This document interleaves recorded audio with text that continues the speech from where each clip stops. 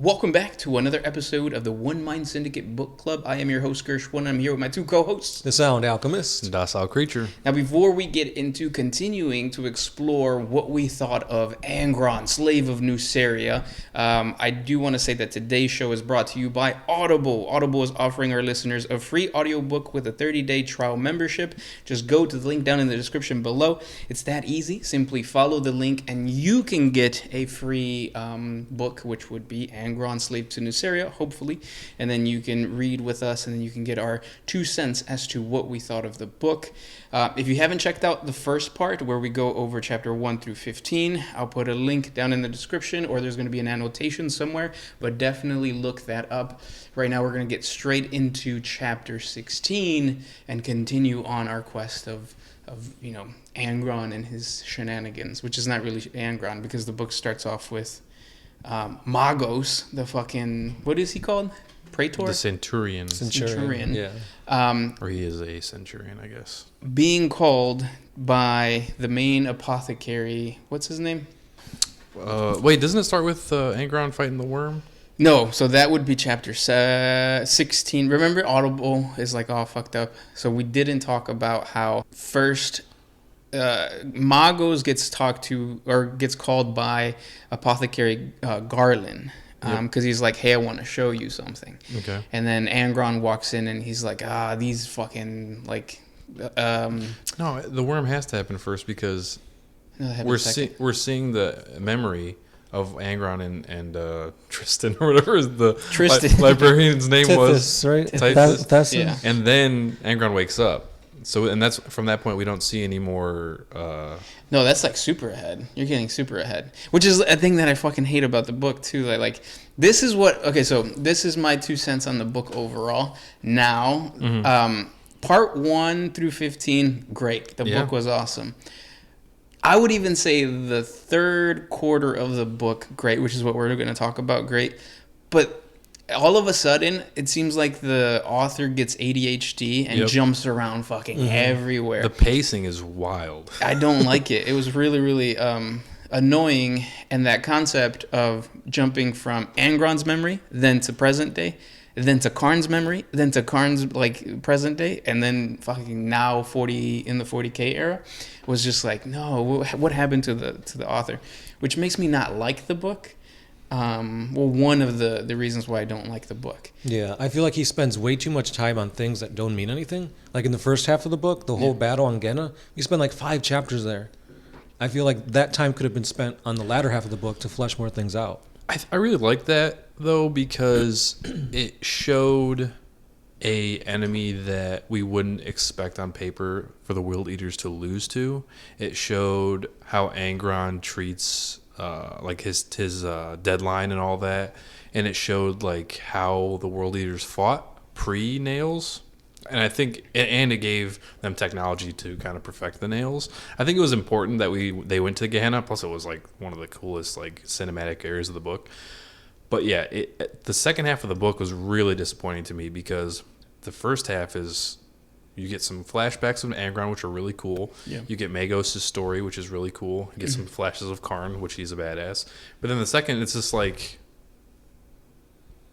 they like skip. It feels like I missed a few chapters going from 15 to 16. And they straight up just don't tell you certain things, which I really didn't like. So if like we pull back a little bit, because yes, I really think that they rushed the second conquest of Genna, if you want to call it that, because if you spent so many chapters in the first part explaining this, and then in the second part you're like, and then they got the butcher's nails and they destroyed everything. Yeah. It's like, oh fuck. And then exactly. But to go back then, because there is a flashback of Angron in a worm, and he's with another dude. Yep. And it's another gladiator that he usually fights with, and he's trying to save this gladiator, and he's fighting through the worm's like internal whatever. He doesn't make it. He dies. But not only that, it's like being obviously like televised, and they're placing bets on like, can Angron save his friend? And it's like, oh, he can't. And the death of this person is like like people cheer and it's Yep. like, yay, I won the bet. It feels so fucked up because he pulls him out of the worm and he's like trying to give him CPR and like bring him back to life. And they're like, oh, will he succeed or will he fail? And it's like, oh, he failed. Yeah. Pay up, motherfuckers. And it's like, damn, that's brutal. Yeah. What sucked about that situation too is just another example of Angron realizing that death is just, it is like this is just a normal part of his life or whatever. And then also we get an introduction to somebody that's going to be really important to Angron's story, and that's Animaeus. Yep. Animaeus is Angron's mentor. Kind of like a father figure to him. And he basically is basically consoling Angron and saying like, look, man, like you couldn't have done anything. And he starts planting the seed of like, one day we're gonna rebel. We're gonna kill our overlords or whatever it's called. And then the book jumps back to what's happening now. Yep. So the last thing that we talked about in the present day is the dilemma of like Kharn fought Magos in that simple like duel or whatever to see like where we stand with the butcher's nails. Then he talked to the dreadnought, and the dreadnought was like kind of like, what do you think? Yeah. Well, now the apothecary finds out like, oh, we can use these simulacrums, these guys that you're fighting on this planet, to finally get working butcher's nails. Yep. And then boom. Now Magos is hit with the dilemma of like, well, I have to make a decision now. Right now. Yeah. No more time to deliberate or like philosophize. You have to strike right now. Otherwise, it's going to be too late. Yeah, and I do like the part where the apothecary basically asks Magos, like, what do you think we are? Because like you're calling the simulacrum abominations because all they are is just like mindless, like they have a purpose and that's it. But what are we? Because all we have, we're conquerors. That's all we are. So are we abominations? So I thought that was really cool, and it also made me think of apothecaries in 40K, especially in the Horus Heresy era and the Great Crusade, are assholes. Like Belisarius Call, or no, Fabius Bile. Like, He did give me Fabius Bile vibes or like mad scientist vibes. Right. Just because like he kind of like was an asshole. I don't know if that's indicative of all apothecaries, but if all the ones that we've know of kind of are. Because that was going to be my question. Do you guys think that apothecaries, because they're like diving into the gene seed and kind of like really showcase or really seeing how like, oh, we're different than everybody, if that messes with their minds and they become... I think so, more so than not, because in one of the more recent novels, Gene Father, you have Belisarius Call and Fabius Bile basically having a battle of egos. Like, oh, look what I can create. Look at what you're trying to achieve through technology and medicine. It's like we can literally create demigods. And I get the same feeling with this apothecary, who obviously isn't to that level, but he still has that sense of like grandiose like egotism. Yeah. He makes me think of that one mad scientist from Nightmare Before Christmas. Oh, yeah. I don't know. Oh yeah. Yeah, I think every freaking mad scientist is just like that. Like, That archetype. yeah, if you can create life, you have like this sense in you that like you're better than everybody else. Yeah. It makes me want to get that character because he's an actual like model. He survives. I was gonna say spoiler alert, but no, like we're all reading this together. But yeah, you can buy that model. Really? Yeah, I think he's a metal model, but it would be cool to have. That's interesting. Yeah. And then Magos then has to make the decision of like, we're not going to get the butcher's nails. Has a little like meeting of like minds and is like, this is what we're gonna do. We're gonna storm the dude and destroy the butcher's nails. Did they plan on killing the apothecary? Because he mentioned like there's gonna be sacrifices. yeah, and stuff like there's like no that. way to Yeah. stop it without killing him. So that was the plan. This is where the second frustration with the book comes in, where Magos, I'm rooting for him. Obviously, he's the good guy. Yep. But the way that he's explaining things to his council is just like, you're so fucking naive. Like, your idea, or his idea, was basically saying, like, look, the butcher's nails are bad, so what we need to do is destroy the source of the butcher's nails and then use that technology to reverse engineer the butcher's nails on Angron. We can't do that because the apothecary dude is not going to be on our side.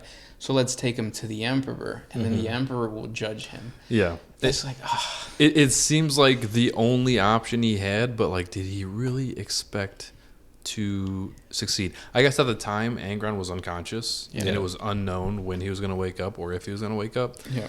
But that's a long journey back to Terra, probably getting chased by the rest of your legion the whole way. Yeah. And it's like, ugh. And do you guys think that the Emperor could have saved him from the nails? Like, could have I think removed him? so. Yeah, because like the Emperor, we've seen him do crazy stuff. Like he's millennia years old. He has all this technology. He's got perpetuals with him.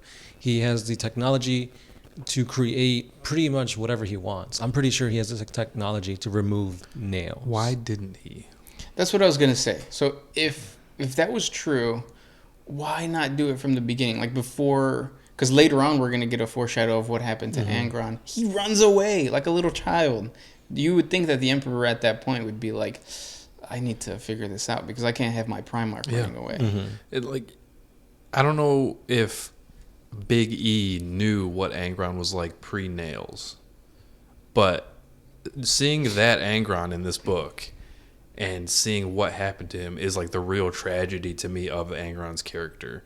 Is like he was a good dude. Like he wanted to look out for the little man and like he cared about people around him, and he turned into what he is now. And if Big E knew that other guy was there, why would he not try to bring him back? And I think that concept makes you wonder, do you think the Emperor understood how bad the Butcher's nails were? Because in this book, we learn that it's an old STC that the people of Nuceria probably had and that they would implement on the first time we saw it in this book is on those abhumans, which I'm guessing are Angron, right? It kind of seemed that way. Yeah, that's what I thought. But what it does is it basically overrides all emotions and it just causes like rage and stuff. So would the Emperor even have known that this thing existed? Because at the end of the day, the Emperor is seen as a god now in 40K, but back then he's not all powerful. He didn't know everything. No.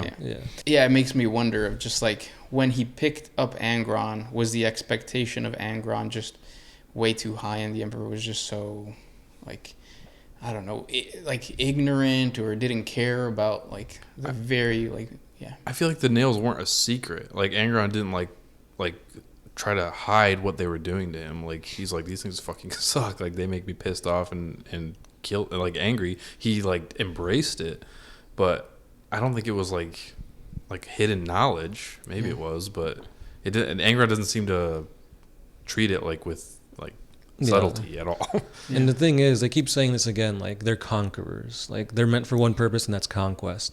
So if the nails would help them in that goal, I think the Emperor would just be like, hey, whatever happens, happens. I need them to go out and cleanse and conquer. But no other legion had nails, and they also conquered. Right. I guess this is the philosophy. Maybe this is the conversation the book wants us to have. Like, why did he still have the nails? Yeah. Also, how specialized was the Emperor wanting his Primarchs? Because every single Primarch he encountered probably had some type of like battle scar, basically, or a niche. So like, did the Emperor kind of wonder like, hey, maybe this is what I need for this type of, warrior or whatever? Yeah, maybe. But ultimately, Magos convinces his Terran-born brothers to storm the apothecarion and destroy the last of the little things. Or not. But it was only like one guy. Yeah, it was just one right? guy. I think it was two. Wasn't it? It was like two guys. Yeah, one Maybe of them it was two, died, yeah. and then the other one was like, Which I thought was interesting because he's still trying to be diplomatic. And if this is so important, like this is what has to happen, why just send two guys? And that's where the character of Magos goes from this like super smart philosophical dude to like, why are you doing this? Why are you doing this? So yeah, he sends them in. But before that, we get another flashback, right, to Angron and Animaeus, and that's when they fight. I think initially they fight Beastmen. yes. Wipe them out, no problem. Two beastmen with the butcher's nails. No. Before the butcher's before? nail. I think it was him and Animaeus and a bunch of other slaves. Yeah. And they fought the Beastmen and killed everybody except for them two. Yeah. Then they were like, want to see more? And they brought out they have like a special name, Valkyrie or something like that. I think they were the Sisbelja. Yeah, the Shmurler. There you go. Yeah, those Yep. guys. The sci-fi gibberish. Yeah. Part of me was hoping that, because they described them in a way that it seemed like they were Angron, but I don't know if you guys know that back in the Great Crusade era, the number of abhumans that existed were, I think, like 24 subspecies or abhumans. And now, obviously, in the 40K era, there's only like 5. But it would be cool if we got more of a description of these guys. Yeah. We just got, like, they're badass gladiators. Yeah, big-ass gladiator dudes with the nails. And it's Angron, like, it's a tough fight for Angron. Yeah. So much so that some of the memory is, like, lost. And the librarian that's watching his memories, what's his name? Tethys? Tristan. Right. He ends up, he witnesses for the first time Angron fighting alongside another warrior. Like something he is like, whoa, my Primarch is doing this. He never fights with anybody. He's always alone. He's always by himself, kind of thing. So I thought that was interesting. Something I didn't like about this scene is like they hyped up these butcher's nails dudes, but since they flashed to the end of the fight, it didn't feel like it was tough for Angron because like we didn't see any of the struggle. It was just like, oh, these guys are tough, and then we flashed to the end when they were dead. Yeah, and it was just like, I would like to see a little bit more. And that's why I wonder if it would have been better if this was not just one book, but multiple books, and then they can flesh out those details. I think this book could have been longer. Like, it wasn't like a super long book they couldn't fit any more in. But True. The author had ADHD, I'm telling you. Yeah. And then, so they defeat, eventually, the 2 Ogrons. Yep. And then the crowd wants more blood. And that's when the High Riders yeah. are like, kill that guy. Kill the guy next to you. Kill your father figure. And then that's when he's like, nah, we're going to kill you. Come down here and fight me. And then they get like flabbergasted because that's what happens when you get challenged. Yeah. And then they're like, well, bring in the butcher's nails. Kind of like in The Hobbit with the Goblin King. It's like, bring in the what was it? The world monger or something like that. You guys don't Sure, know. yeah. Okay. Exactly. Yeah, that's the what I was world monger. But then Seller of worlds. the goblins, they're financial creatures. Sure. Or no, that's in Harry Potter. Never mind. But then, yeah, so he gets the butcher's nails implanted. Yep, and they show him like chained to a wall and like dealing with the ticks and like the fury and. I thought it was weird that his chest was to the wall, ass back. Not weird, but kind of weird. Was it? No, I imagined I'm it just the other way around. That's how you want to be. That's my imagination. And then I think we get another flash to the present, and that's when we see the little saboteur going into the apothecary. That whole, it's like, why are they, like, if it was me, I would just toss in some, like, grenades, like, just mess that place up. The apothecary just went, and the guy's like, ooh. That is true. Yeah. It's like, come on. I do like how they describe the venom that, because what it is like the Battle Brothers go into the apothecarion. They're gonna destroy it. They're looking at all the other failed things. Oh, and another cool aspect of this, when they walk into the apothecarion, those guys see their Battle Brothers, hands missing. They're basically butchered, and that's when I tell you guys, apothecaries seem like fucking mad scientists. Yeah, they're just tearing their Battle Brothers up just for shits and giggles. But yeah, they eventually realize that it's a trap, and the apothecary injects one of them. I do like the description of like the heart stops or starts melting or something like the that. blackened veins that just start coming out from the heart. And then that's when the apothecary has a conversation with, what's the other guy's name? Yeah. See, at this point, we don't care. Yeah. Like, come on. Not memorable. We're not meant to remember this guy. He just showed up for the meeting and was like, I'll do it. And he got poison darted instantly. Yeah. I do like the way that they describe, or the, what's his name? Garland, the apothecary, describes how you guys are blades, the people who are refusing the butcher's nails, you guys are blades refusing, like, getting sharpened. Yeah. I was like, oh, yeah, that's kind of true. I mean, it is effective. It's an effective analogy, but it's also very boiled down, obviously. Now that I'm talking about it, I think the second part's convincing me to get the butcher's nails. Just ignore what I just said. Yeah. Because it's like... It's a flashy, like, simplified way of putting it. It But- is. Got me. It's the whole thing of like, Sign me up. am I going to overthink or am I just going to act? Yeah. And you saw how much more effective results are when you just act. Well, we'll get to that. We'll get to that. And then, so he obviously dies. Hanno, yeah. R.I.P. No, mind. We hardly knew you. Yeah, it's just scribbles on his like tombstone. Yeah. And then Garland summons everybody to basically announce, I did it. And Magos is just there, and he sees the apothecary walking through, and he's just like, whoa, shit. I guess we failed. It's like, you sent 2 guys. Of course you failed. Yeah, and that's where it feels stupid. Like, Magos is supposed to be a tacticianer, right? That's what the first part of the book. He's like one of the heads of the Legion. Yeah, they respect him. He's like thinking a step ahead, and right now it's like he's working 2 steps back. Like, what happened? Oh, and just to backtrack a little bit, when Magos is trying to convince all those guys, one thing that I found interesting was that the Terran-born world eaters look at Magos and they're like, well, what about Kharn?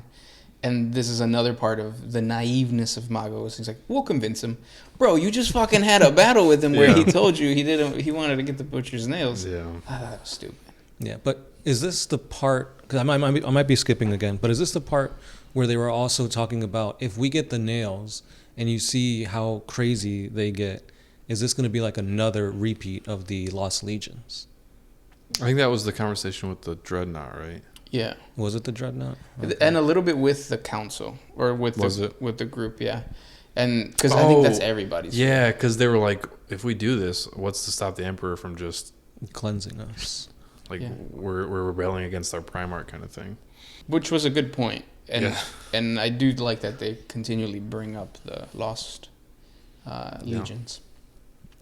But then who's the main dude that says like, I'll do it? Yeah, the apothecary comes out and he's like, we did it. We got the butcher's nails completed. Who wants to go first? I will. Yeah. Fucking Kharn stepping up, being a badass.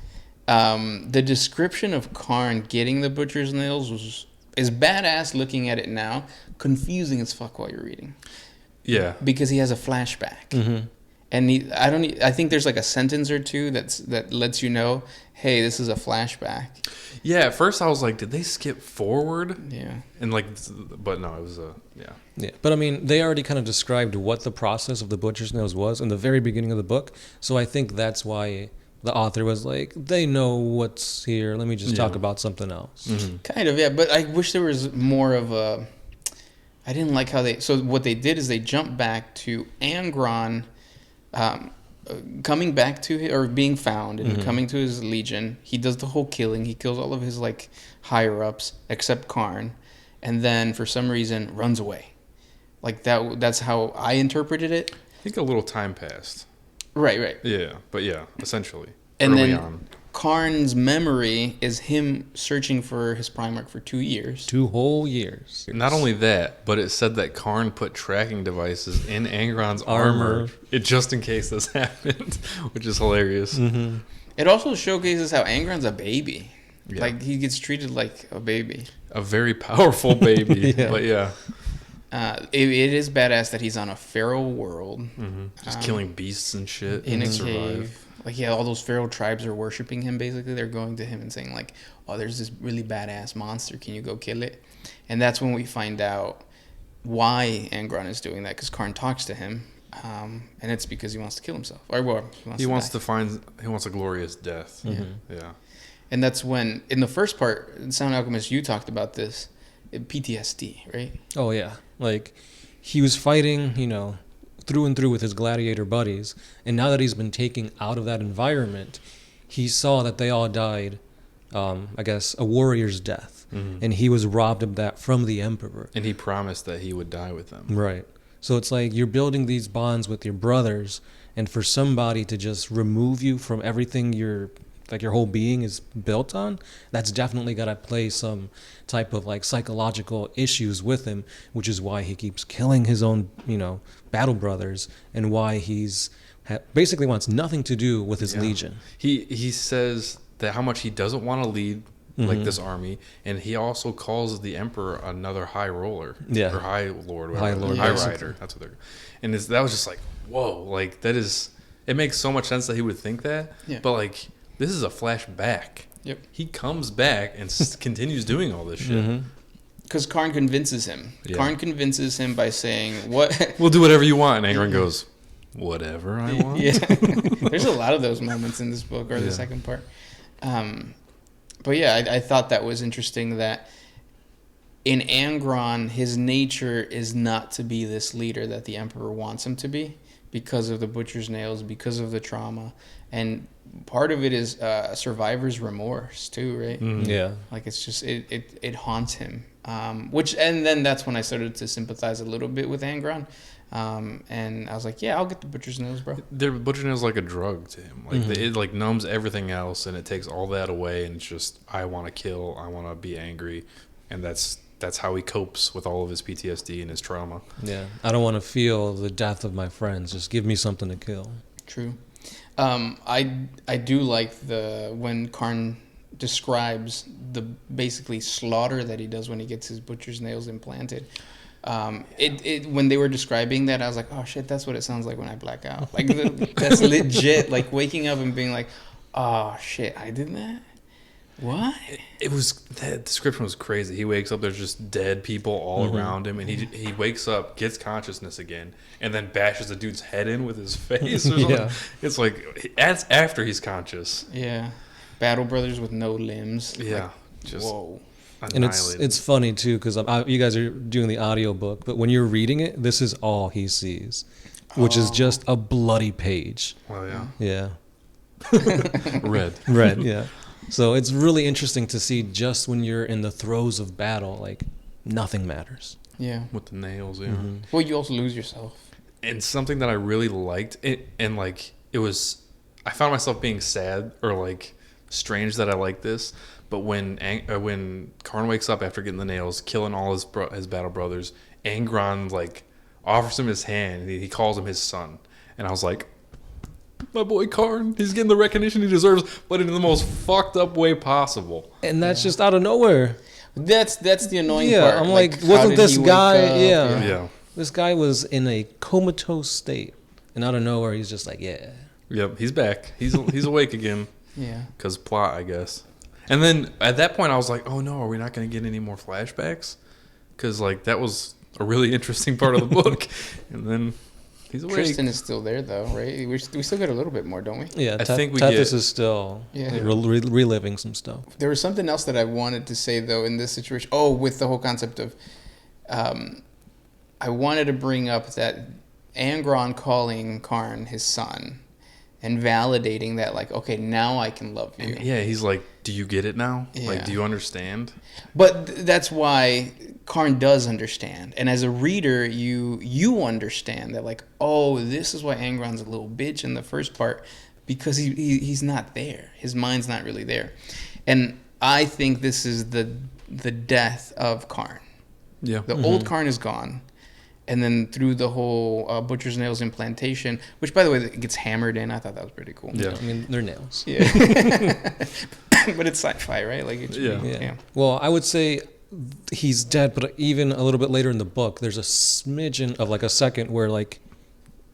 Well, something that this book really showed me that I didn't really get before is that how I thought that once they got the butcher's nails, they kind of just were like feral beasts constantly, even though Angron is kind of proof that that's not the case. But there is like the battle is what activates them. They always have the itch for murder and blood and battle, but like they can still be functioning people outside of that, and that never really clicked for me. Even though like I've read further on in the Horus Heresy where Kharn has the nails and he's talking to like Argoltal, my dude, but and he's just like he's similar to this book, just has the nails, and that was always interesting to me. Yeah, it also reminds me of like, so if you've ever been through addiction therapy, it's the first sip of alcohol, the first like snorting of the coke that gets you on like kind of your bender, and that's what the butcher's nails are, right? They're fine until a battle begins, and then later on we see how like it gets really fucking dark, Really bad. Yep. But then, so yeah, Kharn and Angron have their little thing, and then right afterwards, Angron goes to the apothecary and is like, "How many can you give me?" Yep. He's It like, give me a worked. few hours. I'll give you 1,000. Yeah. Which I thought was really cool. And then the book does this stupid thing where it goes back to Angron's memories, and it's like him basically crying because he killed Amadeus. Yeah.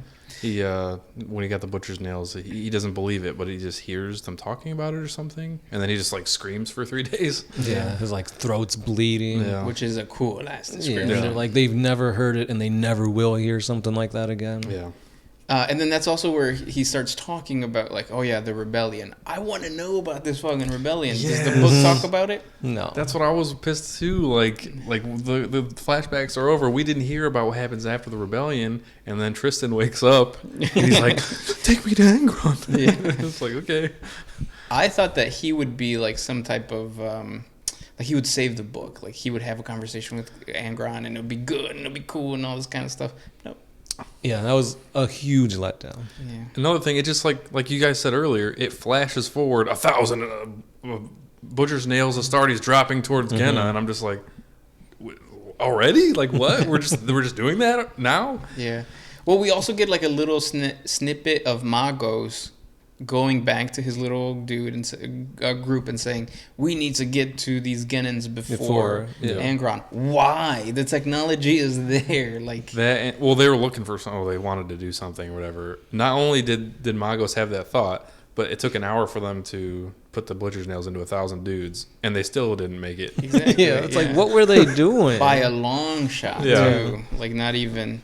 The description of the World Eaters with the butcher's nails and Angron finally going after the Gennans was cool. It was interesting too because they made planetfall and they just started going ballistic. Yeah. But the book even says that the Gennans had way less dudes because of the first day of slaughter. Like, so in a way it shows that the book shows like, oh, they were right to get the butcher nails because they're just annihilating these guys now. But in reality, you killed like 75% of them day one, and they don't have enough people to do that again. So like it's weird. Won. Yeah, it's like you have mountains of people fighting against the World Eaters at first, and now it's like there's barely enough to even put up a defense. Yeah. The description of the World Eaters eating these enemies, or these what are they called? Simulacrums. They're not even human. They don't even have real blood. Yeah, that's crazy. And then I also like the description of like, well, first they started off as squads, then packs, and then they had to be, individuals. Otherwise, they would fight amongst themselves. And that's when you start to realize, like, oh, this is the deterioration that Magos was saying, like, would suck. Because it stops becoming a legion, and it just becomes a bunch of really tough-ass dudes competing with one another to see who can collect the most skulls and kill the most, or spill the most blood. A foreshadow of Kharn, right? Yeah, and then we basically got like a decent description of that happening, and then until they get to the center of the Gennan city, where all the actual people are, in their little skyscraper and their tubes all. Makes me think of Neo waking up in that pool. Matrix. Yeah, the Matrix. It made me think of the robot from Invincible. That's what I was thinking too. I don't think I watched that. Okay, Invincible? Don't forget what I just said. It's kind of a spoiler. But I thought that was pretty cool because obviously the apothecary is like, ooh, cool. Like, I'm going to get to fuck up all these things. Something interesting that, too, is all the Butcher's Nails dudes are in a bloodlust. And Angron, the one who has Butcher's Nails, too, is like, he's like, pulls Kharn out of it. He's like, hey, come with me. Yeah. And like, how does Angron get to control it? He's a Primarch, sure. The Riz. But like was he like in that bloodlust with them? Because he seemed like a normal dude when he was just like, hey, let's go check this out. Let's go finish this. Well, you got to think about it. Angron, yes, he's a Primarch, but also he's had the Butcher's Nails for a while. Yeah. It's not until Kharn, like during the Horus Heresy, that he goes crazy again, right? As far as we know from Kharn's story. Even mild spoiler in the flash forward we get, I think it says that Kharn like manages to like control it a little bit. Yeah. So maybe he does have a more monicum of control over the Butcher's Nails. Yeah. So I think it's that. It's just Angron just having more control. I think he was definitely bloodlusting and fucking corpses up. But yeah. And then Angron gets like he's about to leave. And then he looks at one of the chicks in the little pool of goo, and she's a psyker, and then she asks, "Why are you doing this?" to me?" Kharn, yeah. Mhm. Oh, it's Kharn. I yeah. thought it was Angron. No, it's Kharn. Angron's like, because the apothecary's like, "Can I have some, please?" And he's like, "Just make sure you kill him afterwards." Then he walks out, So it's and then Kharn. Karn's like, Mhm. "What are you? And he starts hacking Why away are you at doing this? this?" Yeah. And then the apothecary's like, "No, don't! What the fuck?" You think the apothecary got the nails? Because he didn't seem like he got the nails. Well, I think no, he probably didn't. That and then the librarians don't get the nails. Yeah. Yeah. Well, it's implied that like the librarians are kind of like shoved into like a corner of the Yeah. ship, so like they're not messing with. Oh, because Angron hates them. Mm-hmm. And now Yeah. everybody hates them. Yeah. Yeah. And then I think at this point I kind of checked out of just like, okay, it's over. The story's over. And Well, then you remember, oh, Magos. Oh, Finally, that's stupid-ass Magos thing. shows up. Yeah. Yeah. And then, there's a little confrontation. Tristan Magos is like, Angron, listen to me. And then, like, something that was weird, like, Angron and Tristan have a stare down, and then the rest of everybody just starts killing each fighting. other.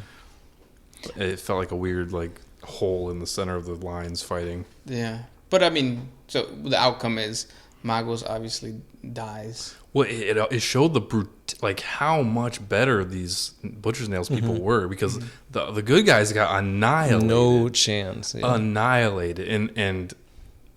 Well, before we get to the Magos thing, we should wrap up the Tristan Angron thing. Mm-hmm. Sure. Tristan's like, I've seen your memories. We can fix this. And Angron just like, fuck you. And like punches him in the stomach and just like beats the shit out of him until he's dead. And that's exactly what I thought was going to happen when Tristan was like, bring me to Angron. I'm like, what are you going to do? You're a psyker. He hates you. True. And you're going to be like, hey, I saw your deep dark secret. And he's going to be like, damn, you're Got right. me. We're homies now. Yeah. You've experienced my pain. We're brothers. But I get the point of Tristan. Like, we are the eyes into his, but like, what is the point of his character other than that? Like, he just wakes up to just be annihilated by Angron. Well, that's why I was expecting him to be something in the story of like Angron giving us another glimpse into like a character development or anything like that, but it doesn't. yeah. Yeah. And I think that's the thing that it's supposed to, hammer in on your head, where it's like, nothing's going to change this dude. No, Yeah. Like, he's done. this guy has literally seen your whole life story. He knows you probably better than any other battle brother. And you're not even going to give him the chance to... Yeah. Well, Angron even says, "I died on Nuceria." Yeah. And I have something that I've noticed about Angron, because, well, I'll save that for later. But he's a character at the end of his arc. Yeah. Like, there's nowhere else for his character to go, because there is. It just keeps going down. But like, he's had his story, and we're seeing him at the end of his story. Right. And that's why it's like there's not a lot of change that happens in Angron, because he's had his moment, I guess. Yeah. And it kind of sucks that, like, I thought this big book was going to be us seeing his arc, when in reality it was more of like the Legion's arc. Yep. Which is a little frustrating, but at the same time, it does paint Angron in a more like I'm a little bit more sympathetic, because he does say, like, I died on Nuceria, and then also he fucking hates the Emperor, and then he's finally like, all right, if the Emperor wants me to be this guy that he thinks I am, then I'm gonna be that guy, because he continues to enact things in the Great Crusade and stuff until he eventually goes traitor. But it is one of those moments where it's just odd for me to like to see that and be like, so you're telling me you gave up on the Emperor's vision, but you kept fighting for him? Yeah. That was weird. Yeah. Well, I think that was the whole thing of, like, as you get on into the books, you see the betrayal and how Angron gets put into it. And then we get to the point where we're all waiting for. Magos versus Kharn, right? This big fight was building. It was foreshadowed with a pit leading up to this moment. It's just over. Yeah. Kharn just annihilates Magos. We don't even really see a fight, which is kind of. I wanted to be at least some contest, because this is our boy Magos. We've been following the whole book. Yeah. But Kharn is just like, I'm just better. I'm just killing you, I guess. It was a little Instantly. satisfying, though, of him dying that quickly, because I did feel like his character was so stupid at that point. He even like goes in and he goes like, Angron, we're gonna fuck you up. It's like, who are you, dude? Like, you couldn't do it when you were in the beginning of the book. The librarians had to help you. He went there to die. Like, he went there to, like, be a martyr for his cause, I guess. But, like, it was not the greatest plan. Yeah, I was expecting way more from him and his boys and the freaking dreadnought, too. Yeah. Trying to True. do shit. Nobody brought that up again, right? Well, it was says that he there. kneels at the end. Yeah. Because he survived the onslaught after the two sides clash, and then he kneels and is subservient to Angron again. Yeah, I do like that part where Angron doesn't kill them. He's like, nah, I'm gonna make but you he guys remembers suffer. them. Yeah. For Isfan. And not just Isfan, but I bet you that like there's gonna be other books of them just getting treated like shit by everybody. Outcasts. Yeah, and I wonder if they got the butcher's nails. They probably forced to. Yeah, right. Forced. Because after that, that's when they go back onto the ship, and then what is it? 2 years? No. How long did it take for all the other world leaders to get the butcher's nails? 8 days. Yeah, something like that, right? Again, Essentially 2 years. was it? No, I have it written down here. I don't even know why I didn't look 8 days. Yeah, it's You're 8 right. days because again, foreshadowing to Kharn. You know, Yep. the number of 8 and all that stuff. But yeah, they Neo and all that kind of stuff. And again, like at that point, like I'm checked out. This is chapter 27, I think, and I'm already like, all right, come on. If you're gonna rush through the fucking story, I want the story to be done. Yep. Because then we get a little clip of the admiral of like a thing. Oh yeah. The fleets that accompany the world leaders, right? They like get like notification of something coming in through the warp, Which is kind of cool because at the end of that chapter, it's like Space Wolves. Yeah, I thought it was gonna be something like some demon or something. I was like, oh, it's Russ, and I'm like, it's a good cliffhanger because I was like, why is Russ there? Yeah. Not knowing the story, like I don't know why I have no idea why he's there. I don't even know why he's there. I mean, he's Lehman Russ. He fights Yeah. with everybody, but I don't remember a story of Angron fighting. Yeah, when I read that part, I started making like headcanon. Oh, Yeah. these guys are going to show the world Yeah. leaders how to fucking get down. Well, I was That doing, did not happen in the heresy. I'm just making shit up. I did the same thing though because I was like, Russ is the Emperor's executioner. Right. My head canon is like he's coming to fucking punish Angron, but no, obviously that doesn't happen either. Yeah, and it's crazy because like this book shows you like the second half is so horrible. You want to make shit up to make it better. Yeah. Like This is where it gets good. Oh, this is the end of the book. yeah. And it's just like I did get excited when I heard Yeah. the All Father Lehman Russ is coming. It was cool, like cool cliffhanger. Like it made me like, ooh, what happens next? For a second, I was like, we should do Lehman Russ next for the Primarch focus. It's not thing. going to talk about that. Yeah, no. So we'll stick to Magnus. But yeah, then after, I thought that was kind of a pointless. Oh, they dedicated an entire chapter to it, and I thought that was kind of stupid. And then finally, the last chapter with Kharn doing his little spiel. Kharn in Epilogue. 40K, Yeah. and it shows what I originally thought, where they were just like mindless. But even then, he has like moments of lucidity, I guess, where he can think. He sees a statue of like an old battle brother. Do we know who that is? It was an old world eater because he says he still has the white and blue armor. Yeah. Is it supposed to be Magos? So I think that's the first war of Armageddon, when Angron assaults Armageddon. He's a demon and all that kind of stuff. And the reason that it's a world eater killing an orc is because Armageddon used to be, what was the... Olenor? At least that's what I thought. Mm-hmm. Yeah, the way I interpreted it was they were back on Genna. And it's like, oh, the Imperium changed it so mad that they didn't want to know that simulacrums were a thing. So they just said world eaters cleansed greenskins. Well, Could be, but then why? Yeah. Yeah, I got the vibe that he said that the statue was a lie because they weren't killing orcs. Like Right. that wasn't the real enemy. It was, I assume it was Space Marines or other Space Marines, like a Civil War kind of thing. But then why would it be? Like the heresy. Yeah. Referring to the heresy. Yeah. Yeah, because I interpreted that as like they are orcs, but they're lying about like the world eaters. The Could world be. eaters were traitors or whatever. But I don't know. Yeah, who cares at this point, right? Well, what like It was interesting, like intriguing, but like they never explain it.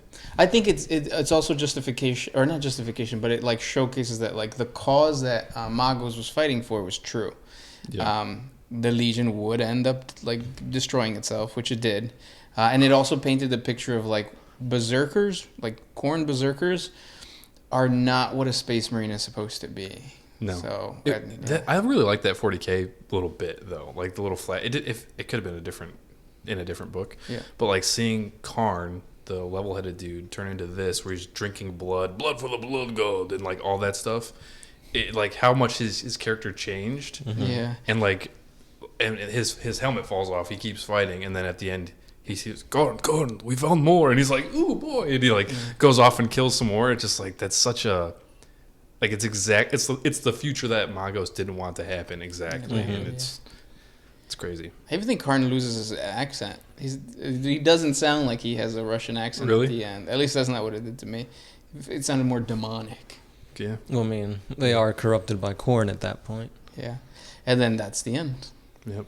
A lot of the Legion, not so much Angron. And But at the same time, you got to remember that like the Legion is supposed to be another representation of their Primarch. true. So we can also kind of infer that Magos was Angron on Nuceria. And then as the whole storyline goes through, he becomes the Butcher's Nails True. into this monster. Yeah, I wonder what Angron would have been if he didn't get the Butcher's Nails. Because, another overall thing I realized is that in the scene when Angron is talking to Tristan or whatever his name is, he basically says, like, I'm never going to be what my father wanted me to be. He basically alluding to the fact that, like, the trauma that I went through made me this. And it made me think of, like, he was born into slavery. He then sees the emperor as a slave. That's all he knows. So the concept of him being a conqueror, being a leader, being this like figure in the Great Crusade, you're asking this person to go against what his nature's or his upbringing and what his like actual role is. So I felt a little bit more sympathy towards Angron because of that. Just seeing the way he was pre-nails, like, and what he could have been, like that was the real, like, oh dang, that's the sympathy that I had for him. Yeah. He's still like a shitbag, but like that what could have been is what really like hurts. I guess. Especially seeing that he was like essentially a feral child. Yeah. And his first instinct is to help people when he's in the slave pits. Ease their suffering. Yeah. Because if he didn't want to kill at all, but Right. if he had to, he didn't want him to suffer. Yeah. And now it's like the complete opposite. Yeah. Yeah. Now, for all of you guys listening, we are going to do a part 3 to this series where we give you guys our 2 cents on what we felt before reading the book and after the book on About Angron. Angron. Yeah. So subscribe to the channel to get that. We are also going to jump into more of the Primarch-focused books. The next one that we're going to read is Magnus. Magnus the Red, Master of Prospero. There you go. That's the book. Yeah, so again, guys, let us know all your thoughts down below. Like, comment, subscribe, and we'll see you here for another epic book club. As always, it's been the Sound Alchemist here with Curse 1. Docile Creature. and we are out.